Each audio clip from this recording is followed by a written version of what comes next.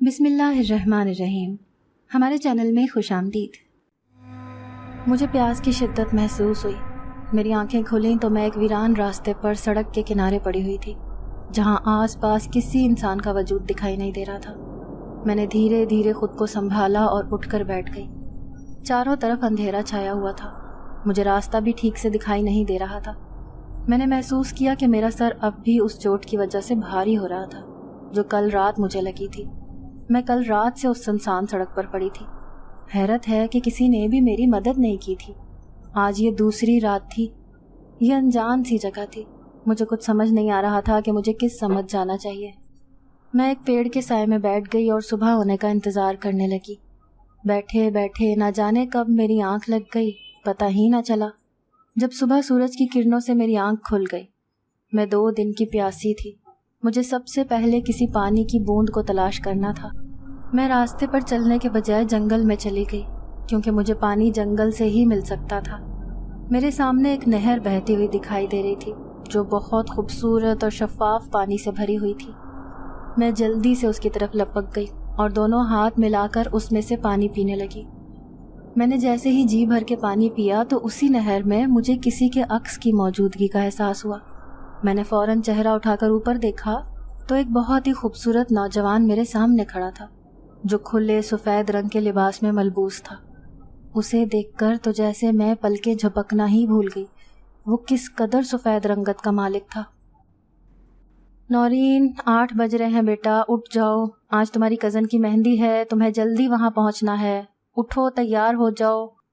خالہ کا پتہ ہے نا تمہیں اپنی کس قدر بات بات پر ناراض ہو جاتی ہیں، اور ان کا وہاں ہمارے علاوہ اور ہے ہی کون؟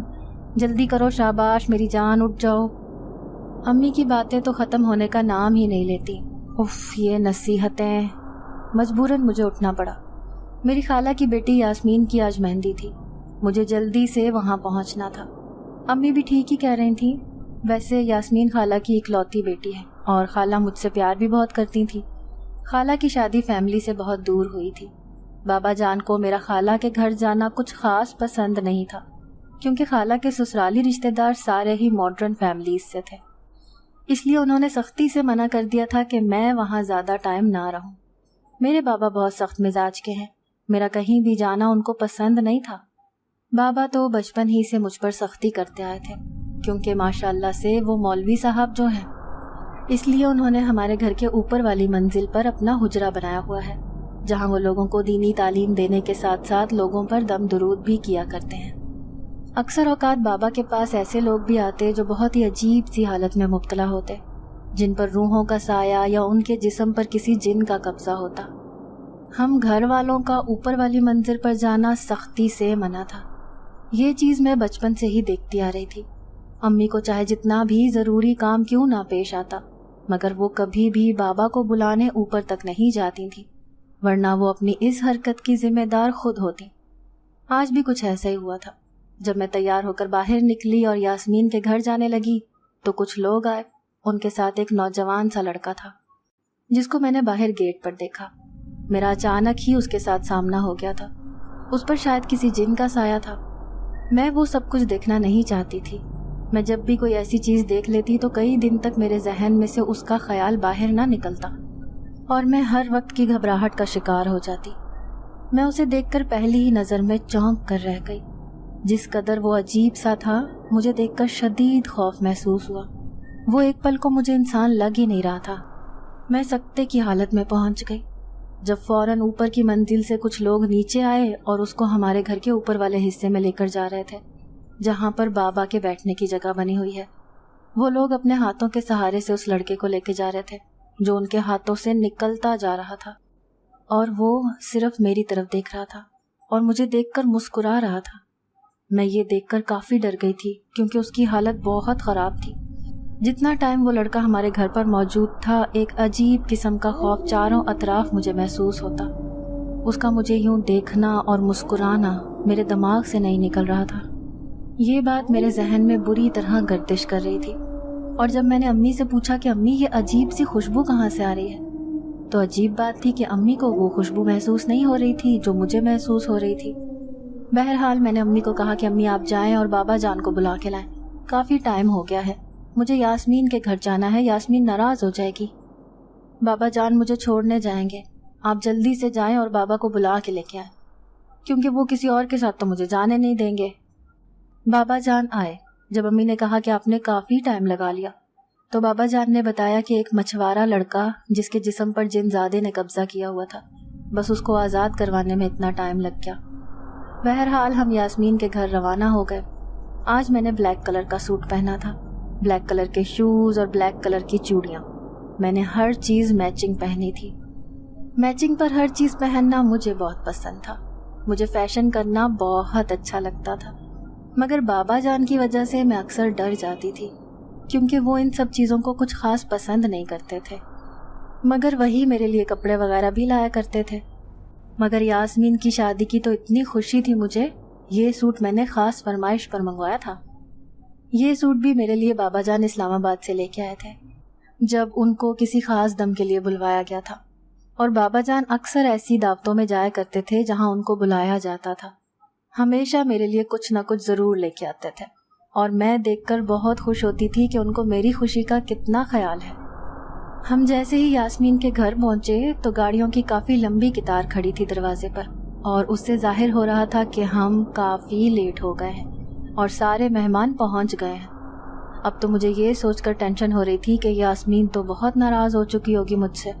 میں جلدی جلدی گاڑی سے اتری اور بھاگی بھاگی یاسمین کے پاس جانے لگی۔ میں جیسے ہی گھر میں داخل ہوئی تو سامنے ہی مجھے خالہ جان نظر آ گئی، اور میں نے خالہ جان سے پوچھا کہ یاسمین کہاں ہے؟ انہوں نے مجھے بتایا کہ بیٹا تم اتنی لیٹ ہو گئی ہو کہ یاسمین تو اپنے کمرے میں تیار ہو رہی ہے، پر تم سے کافی ناراض ہے۔ خالہ جان امی کے بارے میں مجھ سے کوئی سوال کرتی، اس سے پہلے ہی میں دوڑی دوڑی یاسمین کے کمرے کی طرف جانے لگی۔ شادی کا ماحول تھا، گھر میں کافی لوگوں کا رش تھا، ہر طرف گہما گہمی تھی، مجھے کافی دقت ہو رہی تھی جانے میں، پر آخر کار میں یاسمین کے کمرے تک پہنچ ہی گئی۔ میں جیسے ہی اس کے پاس پہنچی تو میں نے فوراً سے اسے کہنا شروع کر دیا کہ یاسمین تم مجھ سے شکوے شکایت کرو، اس سے پہلے میں تمہیں بتا دیتی ہوں کہ ابو کافی مصروف تھے، اسی لیے میں لیٹ ہو گئی۔ پلیز تم مجھ سے ناراض مت ہونا، تم تو جانتی ہی ہو کہ وہ مجھے اکیلا کہیں جانے نہیں دیتے۔ یاسمین نے مجھے کہا کہ خالو تو چاہتے ہی یہی ہیں کہ وہ تمہیں اپنے گھر میں قید کر کے رکھیں اور تم کہیں بھی نہ جاؤ، یہ تو صرف ایک بہانہ ہے مصروفیت کا۔ ارے یاسمین بہانہ نہیں ہے، سچ میں آج ابو کے پاس کچھ ایسے لوگ آئے تھے جن کے ساتھ ایک لڑکا تھا اور بیچارے کے جسم پر ایک جن نے قبضہ کیا ہوا تھا۔ مجھ سے تو اس کی حالت ابھی تک بھولی نہیں جا رہی، کافی تکلیف میں تھا بیچارہ۔ اور یاسمین میں تمہیں ایک حیرت کی بات بتاؤں، وہ لڑکا نہ جانے کیوں مجھے دیکھ کے مسکرا رہا تھا، اس کا چہرہ ابھی بھی میری آنکھوں کے سامنے آ رہا ہے، نہ جانے کیسی کشش تھی اس کی مسکراہٹ میں۔ مجھے تو کافی ڈر لگ رہا ہے، اور پلیز تم سمجھنے کی کوشش کرو، یہ کوئی بہانہ نہیں ہے، تمہیں تو پتہ ہے نا ابو کے پاس اکثر ایسے لوگ آتے رہتے ہیں۔ ٹھیک ہے نورین، خود تو ڈر گئی اور پلیز مجھے نہ ڈراؤ، تمہیں تو پتہ ہے نا میں کتنی ڈرپوک ہوں۔ اچھا یار نرمین تم بتاؤ تم نے کچھ کھایا پیا بھی ہے یا شادی کی خوشی میں سب کچھ بھول گئی ہو، کھانا پینا بھی؟ نورین سچ پوچھو تو آج میں نے کچھ بھی نہیں کھایا صبح سے، اور مجھے بھوک بھی کافی لگی ہے، پلیز تم کچھ کھانے کے لیے لے آؤ تو ساتھ کھاتے ہیں، اکیلے مجھ سے نہیں کھایا جا رہا، اور جلدی کرنا تاکہ ہم تیار ہو جائیں، تمہیں تو پتہ ہے نا تیار ہونے میں کتنا ٹائم لگ جاتا ہے ہم لڑکیوں کو۔ میں ابھی گئی اور ابھی آئی۔ یاسمین کو ایسا کہہ کے میں کچن کی طرف چلی گئی تاکہ کچھ کھانے کے لیے لے کے آؤں۔ یاسمین کا گھر کافی بڑا تھا، جیسے پرانے زمانے کی حویلیاں۔ میں جیسے ہی کچن میں پہنچی اور پلیٹ اٹھا کر کھانا نکالنے لگی تو پھر اس جگہ پر مجھے وہی خوشبو محسوس ہونے لگی جو مجھے اپنے گھر میں محسوس ہو رہی تھی اس لڑکے کے آنے کے بعد، اور مجھے ایسا لگ رہا تھا کہ جیسے میرے آس پاس کوئی کھڑا ہے، مجھے کسی کی موجودگی محسوس ہو رہی تھی وہاں پر۔ میں نے نظریں چاروں اطراف میں دیکھا، ادھر ادھر تو کوئی بھی نہیں تھا۔ میں یہ اپنا وہم سمجھ کر کمرے میں جانے لگی، کیونکہ گھر کافی بڑا تھا تو کمرے کی طرف راستہ بھی کافی طویل تھا۔ میں کافی جلدی میں تھی، اچانک ہی میرے سامنے کوئی آ گیا اور میں اس سے ٹکرا گئی، اور بریانی کی پلیٹ میرے ہاتھ سے چھوٹ گئی۔ نیچے بیٹھ کر میں وہ پلیٹ اٹھانے لگی تو کسی کی معذرت کرتی ہوئی آواز مجھے سنائی دی۔ میں نے اپنی آنکھیں اوپر کر کے جب دیکھا تو ایک خوبصورت شکل میں نوجوان میرے سامنے کھڑا تھا اور اپنی غلطی کا اعتراف کر رہا تھا۔ مہربانی کر کے مجھے معاف کر دیں، میری ہی غلطی ہے، میں آپ سے ٹکرا گیا۔ اور میں یہ سوچ رہی تھی کہ عجیب بات ہے، جبکہ غلطی بھی میری تھی اور یہ لڑکا سارا الزام اپنے اوپر ڈال رہا تھا۔ خیر، میں پھر سے کچن میں گئی، دوسرا کھانا لے کے یاسمین کے کمرے میں گئی۔ ہم دونوں نے ساتھ مل کر کھانا کھایا۔ ہم ابھی کھانا کھا ہی رہے تھے اور باتوں میں مگن بیٹھے تھے کہ امی اور خالہ کمرے میں آ گئی اور کہنے لگیں کہ ابھی تک تم لوگوں نے کھانا نہیں کھایا اور نہ تیار ہوئے ہو، سارے مہمان گھر میں آ گئے ہیں۔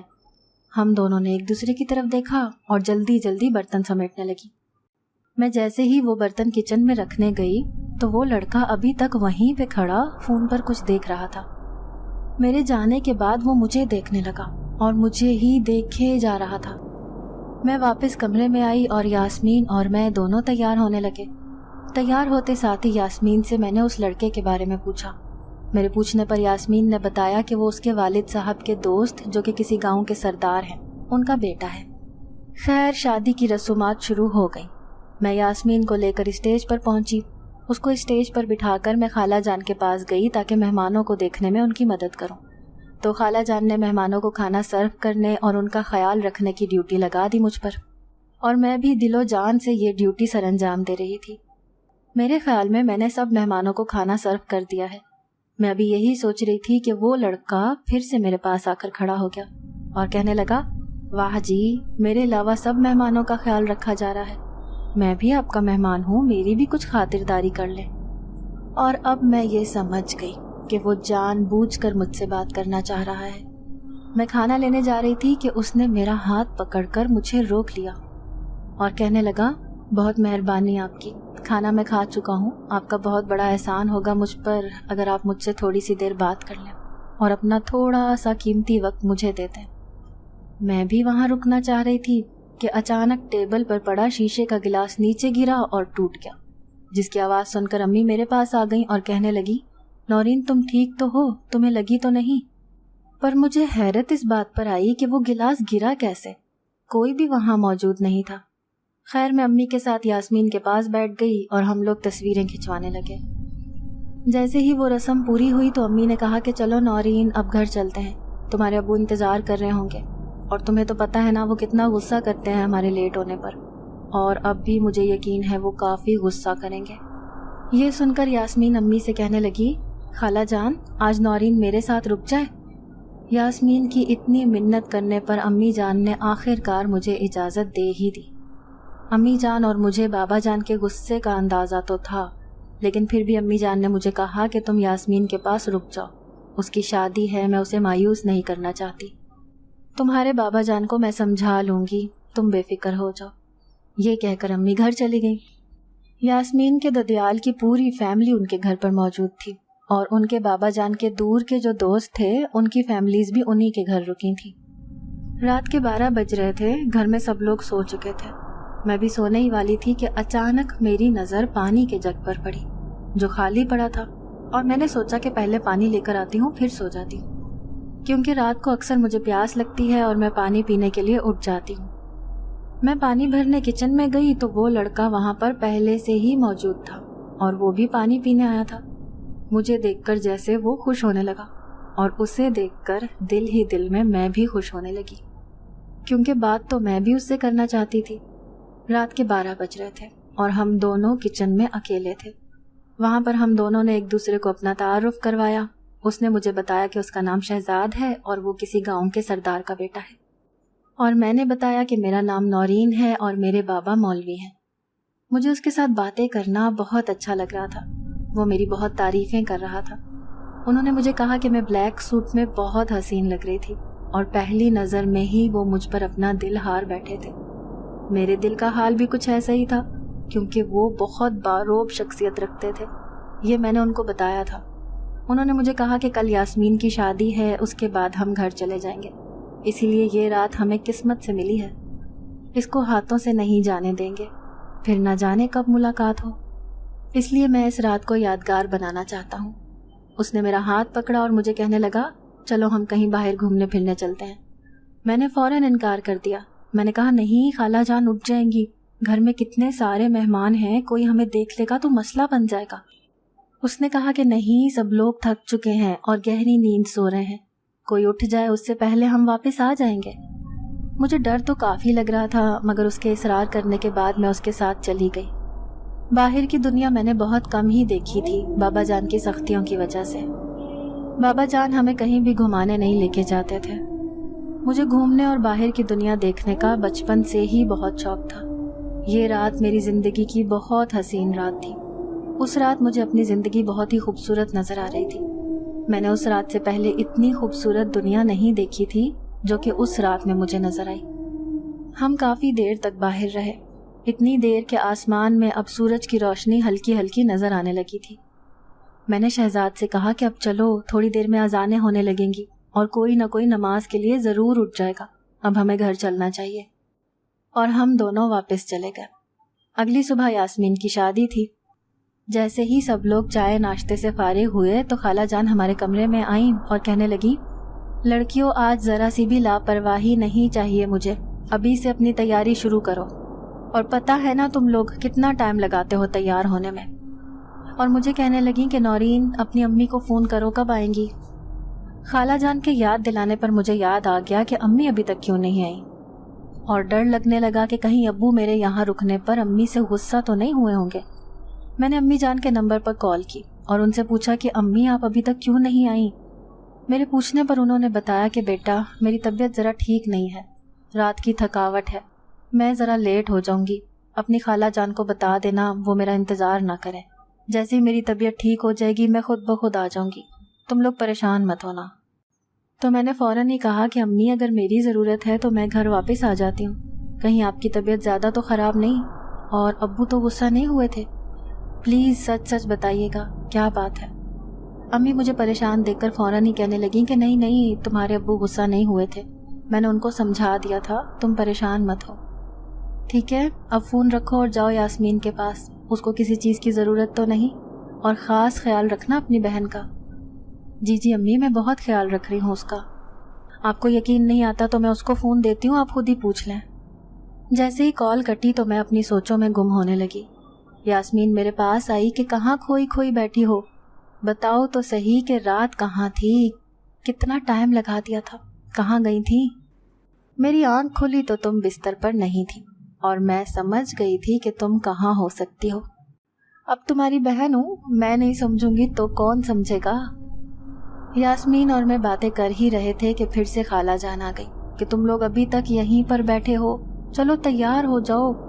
اور خالہ جان کمرے میں آئیں تو میں نے ان کو امی کا پیغام بھی دے دیا۔ خالہ جان سنتے ہی تھوڑا مایوس ہونے لگی، پھر میں نے ان کو بتا دیا کہ خالہ جان امی آ جائیں گی، آپ پریشان مت ہو۔ خالہ جان بھی تھوڑا گھبرا رہی تھیں اور پریشان ہو رہی تھیں، کیونکہ ان کی پہلی اولاد کی شادی تھی، اور بیٹی کی شادی کے ٹائم جو ماں کے دل پر گزرتی ہے وہ تو ایک ماں ہی سمجھ سکتی ہے، اور یہ دل جوئی صرف ایک بہن ہی کر سکتی ہے اس ٹائم۔ خیر یاسمین کو تیار کرنے کے لیے پارلر والی آ گئی تھی۔ یاسمین کے بابا نے شہر کے مشہور پارلر کی بیوٹیشن بلائی تھی۔ یاسمین اپنے والدین کی اکلوتی اولاد تھی، اسی لیے شہر کی شاندار شادیوں میں سے یہ ایک شادی تھی۔ شادی میں ہر چیز کا اہتمام کیا گیا تھا، ہر طرح کے کھانے بنوائے گئے تھے، شہر کے مشہور باورچی بلوائے گئے تھے۔ یاسمین تیار ہو چکی تھی اور بہت ہی پیاری لگ رہی تھی۔ اب تیار ہونے کی میری باری تھی۔ یاسمین مجھے کہہ رہی تھی کہ جلدی سے تیار ہو جاؤ ورنہ امی پھر سے آ جائیں گی اور پھر سے ان کی نصیحتیں شروع ہو جائیں گی۔ میں آج میرون کلر کی میکسی پہننے والی تھی جو یاسمین کو بہت ہی پسند آئی تھی۔ یاسمین مجھے کہہ رہی تھی کہ واہ نورین تمہاری چوائس کی تو داد دینی پڑے گی، تمہاری ہر چیز ہی بہت خوبصورت ہوتی ہے، پھر چاہے وہ کپڑے ہوں، جوتے ہوں، زیورات یا کوئی بھی چیز۔ اور میں ہنس کر کہہ رہی تھی کہ جو چیزیں میں پہنتی ہوں وہ میرے پہننے کے بعد ہی خوبصورت ہو جاتی ہیں، کیونکہ میں خود بھی تو اتنی خوبصورت ہوں۔ اور میں یاسمین کو بتا رہی تھی کہ آج تو کسی خاص کی فرمائش پر میں یہ میکسی میرون کلر کی پہنی ہے، اور ان کے لیے ہی میں اتنا اچھا تیار ہوئی ہوں۔ ابھی ہم باتیں کر ہی رہے تھے کہ ایک لڑکی آئی اور کہنے لگی کہ بارات آ گئی ہے۔ بارات کے آتے ہی کافی شور مچ گیا، میوزک، پٹاخے، جیسے اکثر شادیوں میں ہوتا رہتا ہے۔ اور یاسمین کو لے کر میں اسٹیج پر گئی جہاں پر دلہا صاحب پہلے ہی یاسمین کا ویٹ کر رہے تھے۔ یاسمین کو اسٹیج پر بٹھا کر اچانک مجھے خیال آیا کہ امی جان تو ابھی تک آئی نہیں۔ پھر ان کو فون کرنے کے لیے کمرے میں جا رہی تھی کیونکہ باہر کافی شور تھا کہ اچانک میرے سامنے شہزاد آ گئے اور کہنے لگے، ماشاءاللہ، آج تو قتل کرنے کا ارادہ ہے میڈم کا۔ وہ تعریف پر تعریف کیے جا رہے تھے اور مجھے بہت اچھا لگ رہا تھا اپنی تعریف سننا۔ میں کمرے میں گئی اور وہ میرے پیچھے پیچھے آئے اور مجھے کہنے لگے کہ میں آپ کے لیے ایک تحفہ لایا ہوں، مہربانی ہوگی آپ کی اگر آپ قبول کر لیں تو۔ اور ایسا کہتے ہی اس نے مجھے پائل دکھائی اور مجھے کہنے لگے کہ یہ پائل میں خود آپ کو پہناؤں گا اگر آپ کو برا نہ لگے تو۔ ذرا اپنا خوبصورت پیر آگے کریں۔ میں نے اپنے پیر آگے کیے اور اس نے مجھے پائل پہنائی۔ مجھے اس کے ساتھ اچھا تو کافی لگ رہا تھا، پر ساتھ ہی ساتھ امی کی ٹینشن کھائے جا رہی تھی کہ پتہ نہیں وہ کیوں نہیں آئی اب تک۔ اب تو مجھے یقین ہو چکا تھا کہ ضرور ابو نے ہی کچھ کہا ہوگا اور انہیں نہیں آنے دے رہے ہوں گے۔ میں نے امی کو کال کی اور نہ آنے کی وجہ معلوم کرنی چاہی تو امی نے مجھے بتایا کہ تمہارے وہاں رکنے پر تمہارے ابو کافی غصہ ہوئے ہیں، جس کی وجہ سے میرا بالکل بھی موڈ نہیں ہے شادی پر آنے کا، اور تم بھی نکاح کے ہوتے ہی گھر واپس آ جاؤ، تمہارے ابو کافی ناراض ہیں۔ امی کے ایسا کہنے کے بعد میں بہت پریشان ہو گئی اور مجھے ابو پر کافی غصہ آنے لگا۔ میرا بالکل بھی شادی میں دل نہیں لگ رہا تھا شہزاد کے ساتھ، اور اس شادی میں کتنی خوش تھی میں سب کچھ بھول گئی۔ بس مجھے گھر جانے کی فکر کھائے جا رہی تھی کہ پتہ نہیں ابو نے کیا کچھ نہیں کہا ہوگا امی کو، کیونکہ میں بچپن سے دیکھتی آ رہی تھی ابو ہمیشہ امی پر غصہ کرتے ہیں اور میں کافی ڈر جاتی ہوں دیکھ کر۔ میرا اترا ہوا چہرہ دیکھ کر شہزاد نے وجہ معلوم کرنی چاہی تو میں نے سب کچھ اسے بتا دیا کہ ابو کو ہمارا کہیں بھی جانا یا رکنا پسند نہیں ہے۔ تو شہزاد مجھے کہنے لگے کہ تمہیں بھی گھومنے کا حق ہے، دنیا دیکھنے کا حق ہر انسان کو ہے، تمہارے ابو کو تم پر ایسے پابندی نہیں لگانی چاہیے۔ اور وہ مجھے کہنے لگے کہ گھٹ گھٹ کر جینا بھی کوئی جینا ہے، انسان کو آزادی کے ساتھ جینا چاہیے، تمہیں اپنے ابو سے بات کرنی چاہیے اس بارے میں۔ اس کی باتیں سن کر میں سوچنے لگی کہ شاید شہزاد ٹھیک کہہ رہا ہے، اور میں نے فیصلہ کر لیا کہ اب میں ابو سے بات ضرور کروں گی۔ مجھے اپنی زندگی اپنی مرضی کے مطابق جینے کا پورا حق ہے۔ کب تک آخر ایسے میں گھٹ گھٹ کر جیتی رہوں گی؟ کب تک میں ابو سے ڈرتی رہوں گی؟ میں نے شہزاد کو بتایا کہ امی نے مجھے فوراً گھر بلایا ہے، اب ہم کیسے ملیں گے اور کیسے بات کریں گے؟ یہ کہہ کر میں کافی اداس ہو گئی۔ تو شہزاد نے اپنا فون نمبر مجھے دیا اور کہا کہ تم مجھ سے اس نمبر پر رابطہ کرنا، میں ہر حال میں تمہارے ساتھ ہوں، تمہارا جو بھی فیصلہ ہوگا تم ہر قدم پر مجھے اپنے ساتھ پاؤ گی۔ اس کی ان باتوں نے مجھے اور مضبوط بنا دیا تھا۔ جیسے ہی نکاح ہو گیا تو میں گھر چلی گئی۔ میں گھر پہنچی تو ابو کافی غصے میں تھے اور امی رو رہی تھیں۔ میں جیسے ہی امی کے کمرے میں گئی تو امی مجھے گلے لگ کر اور رونے لگی۔ میں نے ابو سے کہا کہ ہمیں بھی زندگی جینے کا حق ہے، آپ کب تک ہم پر ایسے پابندیاں لائد کرتے رہیں گے؟ اور میں نے ابو سے کہا کہ ہمیں بھی آزاد زندگی جینی ہے، آپ کے اس رویے سے ہم بہت تنگ آ گئے ہیں۔ میرے ایسا کہتے ہی ابو نے اس رات پہلی بار مجھ پر ہاتھ اٹھایا تھا۔ وہ پوری رات میں نے رو کر گزاری تھی اور ساری بات میں نے فون پر شہزاد کو بتا دی تھی۔ شہزاد نے مجھ سے وعدہ کیا کہ وہ اس قید سے مجھے دور لے جائے گا، اور ایسا ہی ہوا۔ اگلی صبح کو میں نے اپنی کچھ ضروری سامان پیک کر لیا تھا۔ میں کمرے سے باہر گئی تو امی ناشتہ بنا رہی تھیں۔ میں نے امی کی مدد کرنی چاہی۔ امی جان آپ آرام کریں، میں ناشتہ بناتی ہوں، آج آپ سب لوگ میرے ہاتھ کا ناشتہ بنا ہوا کھاؤ گے۔ ارے نہیں نورین، تم بیٹھو، ناشتہ میں خود بناؤں گی، تمہیں تو پتہ ہے نا تمہارے پاپا کے لیے ناشتہ ہمیشہ میں خود ہی بناتی ہوں۔ امی کی باتوں سے محسوس ہو رہا تھا کہ وہ اب بابا جان سے ناراض نہیں ہے، پر ناراض بھی کب تک رہیں گی، ان کو اب عادت ہو چکی ہے ان سب چیزوں کی۔ ہم سب نے مل کر ناشتہ کیا۔ مجھے لگ رہا تھا کہ بابا جان مجھ سے بہت ناراض ہیں، اسی لیے انہوں نے مجھ سے کوئی بات چیت نہیں کی، ورنہ ہر روز ناشتے کے ٹائم وہ مجھ سے ڈھیروں باتیں کرتے تھے۔ اس دن بابا جان لاہور جانے والے تھے کسی دعوت پر، اور یہ ساری بات میں نے شہزاد کو بتا دی تھی۔ اس نے مجھے کہا کہ یہ موقع اچھا ہے، میں تمہیں لینے آؤں گا، تم تیار رہنا۔ اور رات ہوتے ہی شہزاد آ گئے۔ دروازے پر کھڑے ہو کر انہوں نے مجھے کال کی۔ میرا دل بہت گھبرا رہا تھا۔ میرے دل میں ایک بار امی کا خیال آیا کہ میرے جانے کے بعد وہ کافی اکیلی ہو جائیں گی، پھر بعد میں ابو کا غصہ یاد آنے لگا جو مجھ سے اب برداشت نہیں ہوتا تھا، اور میں آزاد زندگی جینا چاہتی تھی۔ میں اپنا پرس لے کر شہزاد کے ساتھ چلی گئی۔ زندگی کی آنے والی مشکلات کا تو مجھے اندازہ ہی نہیں تھا کہ میں کس قدر خود کو کسی بھونچال میں دھکیلے جا رہی ہوں۔ آنے والا موڑ میرے لیے کتنی مشکلات لانے والا ہے، میں اپنے اس فیصلے پر کس قدر خوار ہونے والی ہوں۔ میں ایک اندھی گھوڑی پر سوار ہو کر شہزاد کے ساتھ چلی گئی۔ تقریباً 1 گھنٹہ گزر جانے کے بعد میں نے شہزاد سے پوچھا کہ ہم کہاں جا رہے ہیں، تو شہزاد نے مجھے بتایا کہ فی الحال تمہیں اپنے گھر نہیں لے کے جا سکتا، کیونکہ میں نے ابھی اپنے والدین سے تمہارے بارے میں بات نہیں کی ہے۔ ایسے اچانک تمہیں لے کے جاؤں گا تو بابا جان ناراض ہو جائیں گے، اور میری امی اس طرح تمہیں کبھی بھی قبول نہیں کریں گی۔ تو میں نے پوچھا کہ ہم کہاں جا رہے ہیں؟ پھر اس نے مجھے بتایا کہ ایک جگہ ہے، ہمارا فارم ہاؤس، تمہیں وہاں لے کے جاؤں گا۔ تو میں نے شہزاد سے کہا کہ جہاں بھی تم مجھے لے کے جاؤ، پر پہلے ہم نکاح کریں گے پھر جائیں گے۔ تو اس بات پر اس نے کہا کہ اب کافی رات ہو گئی ہے، ہمیں کہیں پر بھی کوئی نکاح خواہ نہیں ملے گا، ہم چلتے ہیں، کل انشاءاللہ نکاح کر لیں گے۔ تم فکر کیوں کرتی ہو؟ میں نے تمہارے ساتھ وعدہ کیا ہے، میں وعدہ خلافی کبھی نہیں کروں گا۔ تم ڈرو نہیں، تم میرے پاس محفوظ رہو گی۔ وہ اپنی باتوں سے مجھے یقین دلانے میں کامیاب ہو چکا تھا اور میں بھی مضبوط ہوتی جا رہی تھی۔ شہزاد مجھے اپنے فارم ہاؤس لے گیا، جو شاید کافی عرصے سے بند پڑا تھا۔ دروازے کو کھولتے ہی مجھے وہاں پر ایک عجیب سا خوف محسوس ہونے لگا۔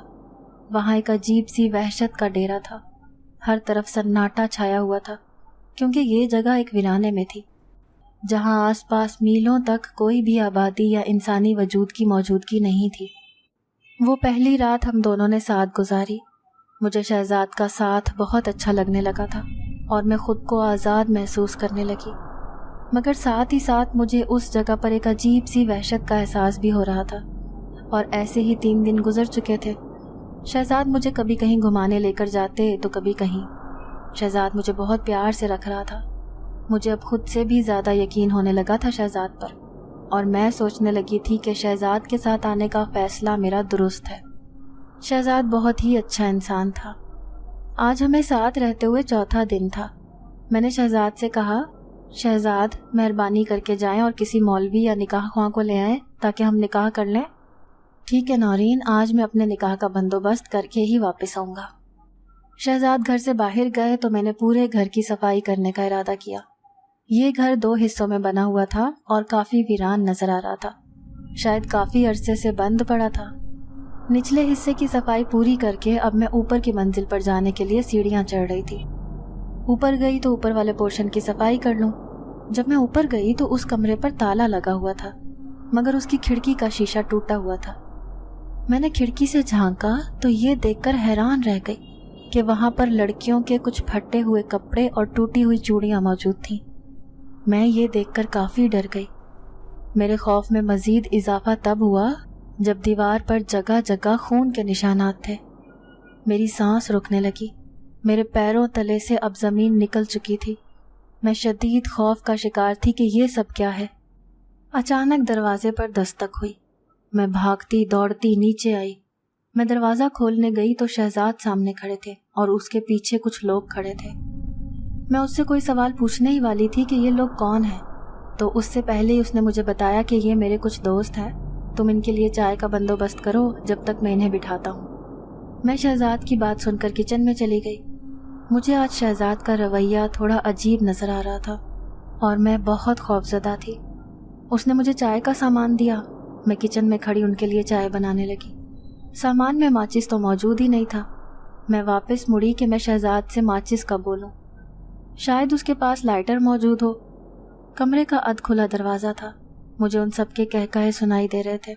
اس کا ایک دوست اس سے بول رہا تھا کہ یار کیسے کر لیتے ہو یہ سب تم، ہم سے تو کوئی لڑکی پھنستی ہی نہیں، اور تم نہ جانے کتنی لڑکیاں یہاں اٹھا کے لا چکے ہو۔ آج تو مزے ہو گئے، لڑکی بہت زیادہ پیاری ہے۔ اب تو پوری طرح اس جگہ پر روحوں کا قبضہ ہو چکا ہوگا، جتنی لڑکیاں تم پیچھے دفنا چکے ہو۔ یہ بات سن کر میرا گلا خشک ہونے لگا، اب میرے گلے میں کانٹے چبھنے لگے۔ جب شہزاد نے ان سے کہا کہ شش چپ کرو، نورین نے سن لیا تو سارا گیم فنش ہو جائے گا، میں دبے قدموں کے ساتھ باہر نکل آئی۔ سر پر دوپٹہ اوڑھ لیا اور میں تیز تیز قدموں سے روڈ پر نکل آئی۔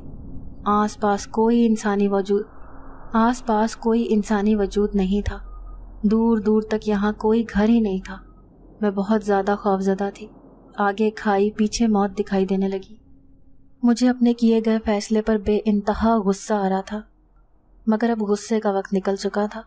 مجھے اپنی جان نکلتی محسوس ہو رہی تھی۔ میں بھاگتی ہوئی جنگل کی طرف چلی گئی اور چھپ کر ان لوگوں کے جانے کا انتظار کرنے لگی۔ जंगल बहुत ज़्यादा घना था, मेरे पास और कोई रास्ता भी नहीं था। कुछ ही देर बाद वो सब लड़के मुझे जगह जगह ढूंढने लगे। मैं झाड़ियों में छुपकर उन सबको देख सकती थी। बहुत जगह ढूंढकर शहजाद जोर से चिल्लाने लगा। शायद उसने हमारी बातें सुन ली थी। वो जिंदा बचनी नहीं चाहिए। मेरा एतबार बुरी तरह से टूट चुका था। मेरी तकलीफ का अंदाज़ा सिर्फ मुझे था। मैं किस कदर अपने बाप के घर पर महफूज थी। अब घर से निकलते ही जिल्लत और रुसवाई मेरा पीछा कर रही थी। कुछ देर ढूंढने के बाद वो सब लोग वहाँ से चले गए। मुझे जब इस बात का यकीन हो चला कि वो लोग जा चुके हैं तो मैं जंगल के अंदर चलती गई और दूसरी तरफ एक सड़क दिखाई दी। मैं उस पर चलने लगी। अंधेरा फैलने वाला था। मेरे कदम अब मेरा साथ देने से कासिर थे। अचानक ही मुझे महसूस हुआ कि मुझे पीछे से जोरदार टक्कर लगी। मैं शायद किसी गाड़ी से टकरा गई थी और गिरकर वहीं बेहोश हो गई। मुझे बेहोश हुए शायद 2 दिन हो चुके थे। मेरे सर पर चोट काफ़ी गहरी थी। मुझे प्यास की शिद्दत सताने लगी। मेरी आंखें खुली तो मेरा सर बहुत भारी हो रहा था और मुझसे चला भी नहीं जा रहा था। मैं वापस जंगल की तरफ मुड़ गई। वहाँ एक नहर बहती दिखाई दी। मैं उसकी तरफ पानी पीने चली गई। मुझे हैरत थी कि मैं अब तक जिंदा कैसे थी। मुझे चोट बहुत गहरी लगी थी। मैंने जी भर के पानी पिया तो मुझे उस पानी में एक अक्स दिखाई दिया जो बहुत सफ़ेद रंगत का शख्स था। उसके चेहरे पर हल्की सी दाढ़ी थी। उसे देखकर मैं घबराने लगी क्योंकि इससे पहले मैं बहुत डरी हुई थी। उसने अपना हाथ आगे किया और कहने लगा कि घबराने की ज़रूरत नहीं है, मैं तुम्हारी मदद करने आया हूँ। मैंने उसके हाथ को थामा तो वो मुझे अपने साथ जंगल के अंदर ले गया। जंगल में जाते ही एक आलीशान महल नज़र आने लगा। वो मुझे अपने साथ उस महल में लेकर गया। मैं बिल्कुल खामोश हो गई थी। मेरे जुर्म की सज़ा मुझे मिल चुकी थी। अब अगर कोई मुझे खाई में धकेले तो मैं चुपचाप उसमें भी कूद जाती, मगर ये तो फिर भी एक आलीशान महल था। उस घर में हर जगह सफ़ेद पर्दे लगे हुए थे। कुछ औरतें घर की सफाई कर रही थीं, कुछ खाना बना रही थीं। हर तरफ गहमा गहमी का माहौल था। मैं कुछ ही देर में सोचने लगी कि इस वीराने में इतनी हलचल कैसे। ये तो एक सुनसान इलाका था। एक लड़की अंदर मेरा हाथ पकड़कर मुझे एक कमरे में ले गई और कहने लगी कि सरदार साहब ने आपको बुलाया है। मैं उसके साथ एक कमरे में दाखिल हो गई। कमरा यख ठंडा था। हर तरफ आलीशान फानूस जल रहे थे। चारों अतराफ खुशबू की महक थी। मुझे ये इस दुनिया का हिस्सा बिल्कुल भी नहीं लग रहा था। मैं खामोशी से उसके कहने पर एक सोफे पर बैठ गई। उसने कहा, मैं तुम्हारी हकीकत से खूब वाकिफ़ हूँ। मैं चौंक कर उसे देखने लगी। उसने कहा, हाँ, मैं इंसान नहीं हूँ, मैं जिन्नात का सरदार हूँ। मैं फटी हुई आंखों से उसकी तरफ देखने लगी। मैं फटी हुई आंखों से उसको घूरने लगी। उसने कहा कि आज से कई साल पहले जब तुम पैदा भी नहीं हुई थी, तुम्हारा बाप इस जंगल में आया था और एक जिनजादी इसी नहर में नहा रही थी। उसे उठा कर ले गया था और उसको कैद कर लिया था। वो बहुत बुरा आमिल था। उसने उसको कैद करके उससे न जाने कितने ही गुनाह करवाए थे, कितनी मासूम जानों को तकलीफ पहुंचाई थी। तुम्हारा बाप बहुत ही जालिम इंसान था। वो अपने इल्म और अपनी ताकत से बहुत ही ज़्यादा नाजायज़ फ़ायदे उठाता था। मैंने बहुत कोशिश की कि अपनी जिनजादी को आज़ाद करवाने की, और तुम्हारे बाप के इल्म में बहुत ही ज़्यादा ताकत और पावर थी। मैं चाहते हुए भी अपनी जिनजादी को आज़ाद ना करवा सका। तुम्हारे बाप के इल्म की ताकत ना सहते हुए आखिरकार हमारी वो जिनजादी वहीं पर फौत हो गई और हमने सालों अपनी जिनजादी की मौत का सोग मनाया है जो अभी तक चलता आ रहा है। इस बात को तकरीबन 25 साल गुजर गए हैं। हमारी जिनजादी के फौत होने के बाद तुम्हारे बाप की शादी तुम्हारी माँ से हुई, जो कि मस्जिद के इमाम और बहुत ही नेक आलिम की बेटी थी। तुम्हारे नाना जान का इल्म तुम्हारे बाप से कई गुना ज़्यादा था और ताकतवर था, और उन्होंने कभी भी किसी को नुकसान नहीं पहुंचाया था। सालों पहले इसी जंगल में तुम्हारे नाना जान चिल्ला काटने के लिए आए थे और मैंने मौके का फ़ायदा उठाकर तुम्हारे बाप की शिकायत लेकर तुम्हारे नाना जान के पास गया था। तुम्हारे नाना जान सिर्फ इंसानों के नहीं बल्कि जीनों की भी मदद करने वाले बहुत ही नेक इंसान और आमिल थे। मेरी बातें सुनते ही उन्होंने एक पत्थर पर, जो कि दरमियाने साइज़ का था, उस पर दम किया और तुम्हारे बाप के सारे नाजायज़ काम देखे। तुम्हारे बाप ने जिसके साथ नाजायज़ किया, जिस पर जुल्म किया, जिसकी भी दिल आज़ारी की, सब तुम्हारे नाना जान की आंखों के सामने आ गया उस पत्थर के ज़रिए से, اور تمہارے نانا جان نے مجھ سے وعدہ کیا کہ وہ اسے اس انسان کو صحیح راہ پر لے کر آئیں گے۔ تمہارے باپ سے اپنی بات منوانے کے لیے اور اسے صحیح راہ پر لے آنے کے لیے تمہارے نانا جان نے اپنی بیٹی کی شادی تمہارے باپ سے کروائی، اور وقت یوں ہی گزرتا گیا۔ کچھ سالوں کے بعد تمہارے نانا جان اپنے ارادے میں کامیاب ہو گئے اور تمہارا باپ سیدھی راہ پر آ گیا تھا۔ اس نے اب ظلم کرنا چھوڑ دیا تھا اور وہ بہت نیک انسان بن گیا تھا۔ پر میں تمہارے باپ سے اب بھی بدلہ لینا چاہتا تھا، کیونکہ میں اپنی جن ذاتی کو کبھی بھی بھول نہیں پایا تھا۔ کچھ وقت کے بعد جب تم پیدا ہوئیں اس کے گھر میں تو وہ بہت ہی خوش ہونے لگا، اور میں نے ارادہ کر لیا کہ تمہارے ذریعے میں تمہارے باپ سے بدلہ لوں گا۔ میں نے بہت بار کوشش کی تمہیں قید کرنے کی، پر ہر بار میں ناکام ہو جاتا تھا، کیونکہ جب تک تم اس نہر پر نہ آتی تب تک میں تمہیں قید نہیں کر پاتا۔ تمہیں یاد ہوگا ایک دن تمہارے گھر پر ایک مچھوارا آیا تھا جس کے جسم پر جن زادے نے قبضہ کیا ہوا تھا، وہ میں ہی تھا۔ ایک دن اس نہر پر وہ مچھوارا مچھلی پکڑنے کے لیے آیا، اور میں نے موقع کا فائدہ اٹھا کر اس کے جسم پر قبضہ کر لیا، اور مجھے یقین تھا کہ اس شہر کے سارے لوگ تمہارے باپ کے پاس ہی جاتے ہیں، اور مجھے یقین تھا کہ اس شہر کے سارے لوگ تمہارے باپ کے پاس ہی جاتے ہیں اس سلسلے میں۔ پر میں اپنے مقصد میں کامیاب ہو گیا۔ آخر کار میں تمہارے گھر تک پہنچ ہی گیا، اور تمہیں دیکھ کر بہت خوش ہوا، کیونکہ آخر کار تمہارے باپ سے بدلہ لینے کا ذریعہ مجھے مل ہی گیا تھا، تمہارے ذریعے۔ میں چاہتا تو تمہارے باپ کو نقصان پہنچا کر اس سے بدلہ لے سکتا تھا، پر میں نے ایسا نہیں کیا۔ جس طرح اس نے مجھ سے میری جن زادی چھینی تھی، میں بھی اس سے اسی طرح سے بدلہ لینا چاہتا تھا، اس سے اس کا سب سے عزیز رشتہ چھین کر۔ اور ان سالوں میں نے دیکھا تھا کہ تمہارے باپ کے دل کے قریب تمہارے سوا اور کوئی بھی نہیں تھا، تم ہی تھی اس کی زندگی میں سب سے عزیز رشتہ۔ یہ ساری بات اس کی میں نے بہت ہی خاموشی سے سنی، کیونکہ اس کی بات سننے کے علاوہ میں کچھ کر بھی نہیں سکتی تھی۔ اور اس جنوں کے سردار نے مجھے کہا کہ چلو میں تمہیں کچھ دکھاتا ہوں۔ اس نے میرا ہاتھ پکڑا اور محل کے باہر لے گیا۔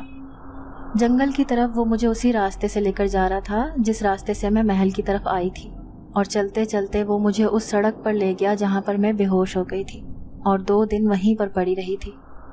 اس جن ذات نے اسی سڑک پر مجھے لا کر کھڑا کر دیا۔ میں نے دیکھا تو وہاں پر کافی لوگوں کا ہجوم تھا، اور مجھے دیکھ کر حیرت ہو رہی تھی کہ جب اس ویران سڑک پر میں 2 دن سے بے ہوش پڑی تھی تو کسی انسان کے وجود کا نام و نشان نہیں تھا، اور اب اتنے سارے لوگوں کا ہجوم کیسے جمع ہو گیا تھا۔ وہ لوگ کافی حیرت اور ڈر کا شکار تھے، اتنا خوف ان کے دل میں بھرا ہوا تھا جیسے کوئی حادثہ پیش آیا ہو۔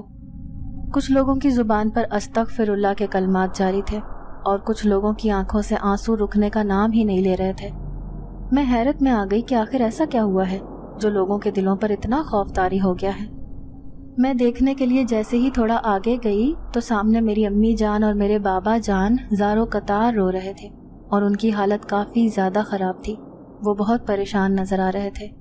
یہ دیکھ کر میں بہت ہی زیادہ ڈر گئی اور سمجھ گئی کہ وہ مجھے ڈھونڈتے ہوئے یہاں تک آئے ہوں گے اور میرے نہ ملنے سے ہی پریشان ہو گئے ہوں گے۔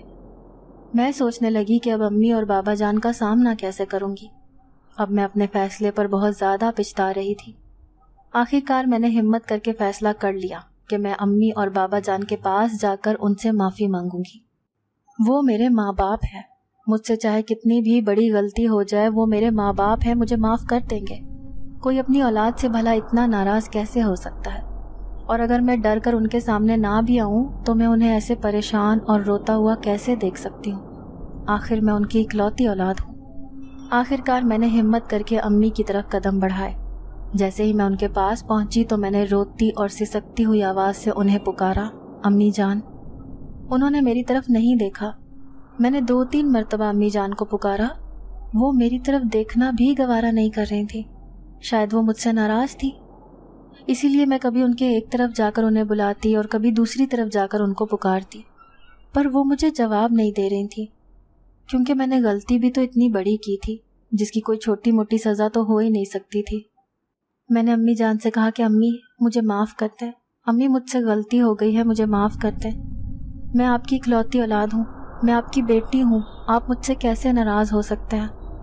پر امی مجھے جواب بالکل بھی نہیں دے رہی تھیں، وہ مجھے ایسے نظر انداز کر رہی تھیں جیسے میں ان کو نظر ہی نہیں آ رہی۔ میں نے اپنی امی جان سے کہا، امی جان اگر آپ میرے ساتھ ایسا کریں گی تو بابا جان کی ناراضگی سے مجھے کون بچائے گا؟ مہربانی کر کے آپ تو میرا ساتھ دیں، مجھ سے غلطی ہو گئی ہے، مجھے معاف کر دیں۔ آپ تو میری ہر غلطی معاف کر دیتی ہیں، آپ تو ہمیشہ میرا ساتھ دیتی ہیں، تو اس بار ایسا نہ کریں میرے ساتھ۔ امی جان مجھے معاف کر دیں، امی جان، امی جان۔ امی جان کو ایسا کہہ کے میں بابا جان کے پاس گئی۔ بابا جان، امی جان میری بات نہیں سن رہی، مہربانی کر کے آپ دونوں مجھے معاف کر دیں، آپ تو مجھ سے بات کریں۔ میں نے جیسے ہی بابا جان کے نیچے دیکھا، سڑک پر جہاں بابا کھڑے تھے، تو وہ دیکھ کر میرے پیروں تلے سے زمین نکل گئی۔ میں حیران رہ گئی یہ دیکھ کر کہ وہاں پر تو میری لاش موجود تھی۔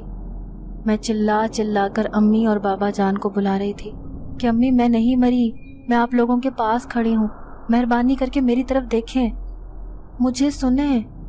پر ان کو میری آواز سنائی نہیں دے رہی تھی، اور میری آنکھوں کے سامنے میری لاش کو اٹھا کر وہ لوگ وہاں سے چلے گئے۔ وہ جن زیادہ میرے پاس آ کر کھڑا ہوا اور مجھے کہنے لگا، آج میرا بدلہ پورا ہوا تمہارے باپ کے ساتھ، جس طرح اس دن اس نے ہمیں تڑپایا تھا، ہمیں رلایا تھا، آج وہ تڑپ رہا ہے اپنی بیٹی کے لیے۔ اس نے مجھے کہا کہ اب میں تم سے شادی کروں گا اور ہمیشہ کے لیے اپنے پاس رکھوں گا۔ میں نے اسے کہا کہ تم ایک جن ذات ہو، میں تم سے محبت نہیں کرتی، میں تم سے کیسے شادی کر سکتی ہوں؟ تو اس نے مجھے اپنے محل میں ہمیشہ کے لیے قید کر لیا۔ ناظرین، اگر آپ کو آج کی یہ کہانی اچھی لگی ہو تو ویڈیو کو لائک ضرور کریں۔ اگر آپ کو ایسی دہشت ناک، دل کو جکڑ دینے والی کہانیاں پسند ہیں تو ایسی ایک کہانی روزانہ سننے کے لیے ہمارے چینل کو سبسکرائب کریں۔ اجازت چاہتے ہیں، اللہ حافظ۔